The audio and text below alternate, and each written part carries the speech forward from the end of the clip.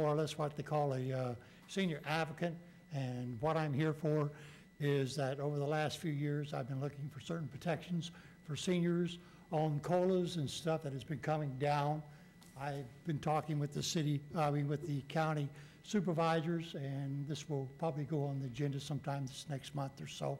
But what I'm looking for the city council is some support. I know that you probably don't have any COLAs or stuff like this, cost of living that affects the senior citizens, though you have quite a few senior citizens that live within the city. And as this thing comes down, as this year the senior citizens got a 5.8 raise in their Social Security, and what it did to some of them is, though they got the raise and other things which are entitlements, it's cut them out because they don't fit within the window of the bracket of the cost of living place where they are within a certain money that they make annually. Do you understand what I'm saying? And so what happens to these people is that they lose these benefits. And what I've been advocating and trying to do over the last few years is, as the people on Social Security and stuff get the raise, so do these windows go up, instead of people losing those benefits that they have because they got the raise. If this happens to these people, and there's a lot of people, the seniors we have in this county, that some who can't afford the medicine won't buy the medicine to buy the food, and some people that can't buy the food will buy the medicine, and we have a bad problem with this, and this is the reason why I'm advocating this. So what I'm asking the council to take under consideration is that right now I have, working with Kelly and Pat Wiggins' office, Heidi and Mike Thompson's office. I've also been working with the county supervisors, and I've also, your ex-city councilman, John McGowan. And what I've been trying to do is, if I can get some letters or stuff from you, putting into Pat Wiggins or Mike Thompson, or them, to support this as these programs come down, that these windows go up, then we might be able to protect seniors, some senior citizens from losing the benefits. I realize there's going to be a lot of cuts, but the ones that are left, I'd like to be able to keep, not lose it, because they got the raise. I'm going to suggest that you give us some written, maybe send us a letter with some written support and written information, so that we might be able to write a letter of support for your cause. I will see what I do. I'll have to get some people to help me out on that situation, and I do appreciate your time. And thank you very much, and congratulations to your new member. Thank you. Thank you. Thank you. Next comment.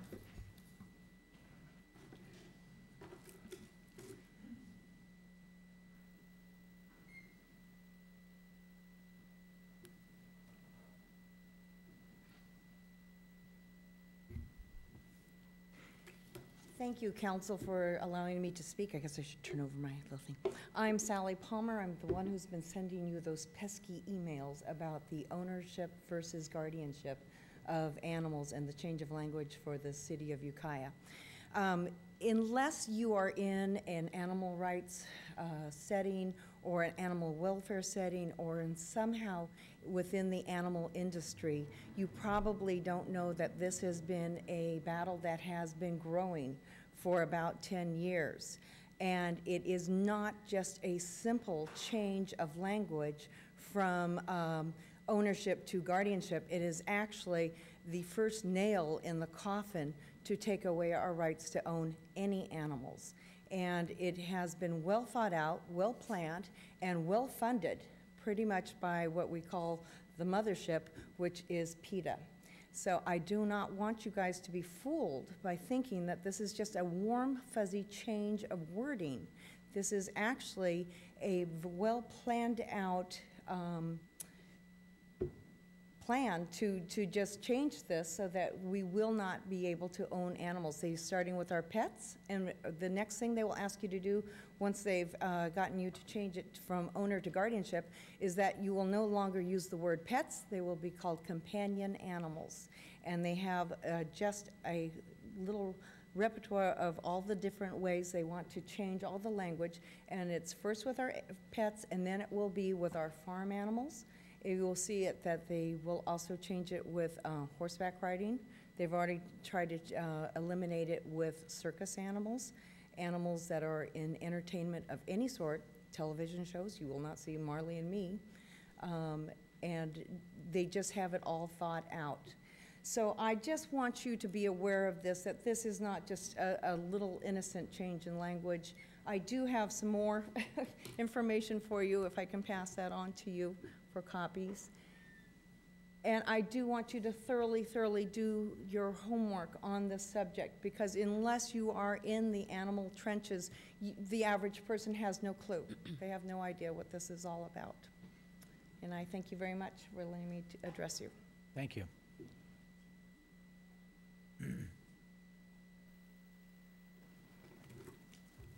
Mayor Baldwin, I have a question for you. If I wanted to speak as a citizen and then as the executive director of the Employers Council, can I split that in two and have 6 minutes?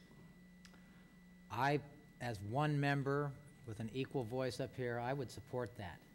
But there's 4 other members. It's fine with me. Works for As me. long as you bring a hat with you next time and change your hat, it will be okay. Hard on the other side. Well, I don't think it'll take 6 minutes, but I know it'll take probably more than 3, and I did break it into 2 different categories. I appreciate the opportunity to speak to you this evening. First, I'm speaking as a citizen. I've spent a lot of time up here in the last 30 months, and you might call some of it ranting and raving. However, my beliefs are very important to me, and the city is very important to me, and this country is very important to me. And I have some large concerns, but I thought maybe what we should start with right now to clarify a few things is, you know, what do I really want from the city council as a citizen? First of all, I want you to run a very financial tight ship. Second of all, I would like you to run a very efficient business. And third, I think, and probably the most critical, I would like to make sure that you make a very strong attempt to represent the total population of the city of Ukiah. Watching over the last 30 months, sometimes we're led to believe that this is some kind of incredibly large system that you have. In fact, when I watch it, sometimes you would think you guys thought it was Chicago or, excuse me, let's go back for a minute. You council members, I don't want to be disrespectful, might think it's Chicago or Oakland or Vallejo or San Francisco. And while we're on San Francisco, if we took the total population of the city of Ukiah and gave them a free ticket to the ballpark in San Francisco where the 49ers play football, it would not be 25% of that stadium. And I'm saying that so we can get a perspective of really what we're dealing with. We're dealing with a small city. I have some major concerns because I believe that there's been some decisions that are already made that are going to, down the road, put our city in a real financial concern. And what's going to compound that now is the economy in the state and the economy in the United States of America. It's going to compound the problem that we have in Ukiah. A lot of you up there may or may not be aware, but in the year of 07 and 08, there probably wasn't a person in this city that worked as hard or volunteered as much as myself.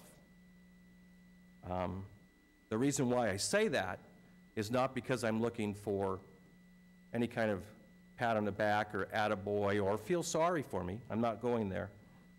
But I believe that when a person puts that much energy out, they have the right to speak. And they have the right to be respected.